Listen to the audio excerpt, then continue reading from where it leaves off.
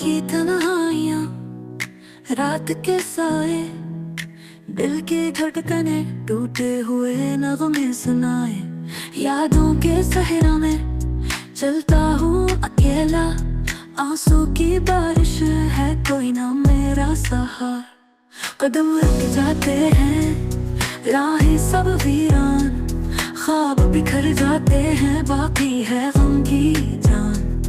वक्त के जख्मों को कौन भरे आखिर, टूट के जीता हूँ ये दिल है बेबस मुसाफिर। खामोश लम्हों में तड़पती है ख्वाहिशें, अंधेरी आंखों में डूबी है आरज़ुएं। लफ्ज़ सब खाली है, जज्बे मरे प्यासे, याद तेरी जलती है जैसे धुआं सांसों में।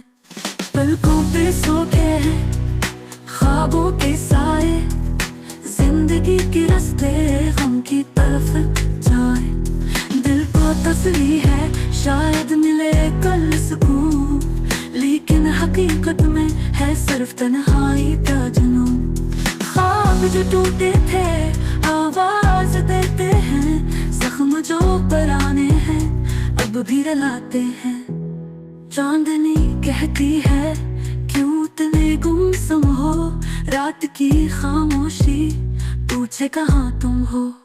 कोई जवाब ना था, बस दर्द की जंजीर, एक हजर की कहानी, एक याद की तहरीर। सांसें भटकती है, दिल को करार नहीं, आंसू छुपाते हैं अब कोई प्यार नहीं।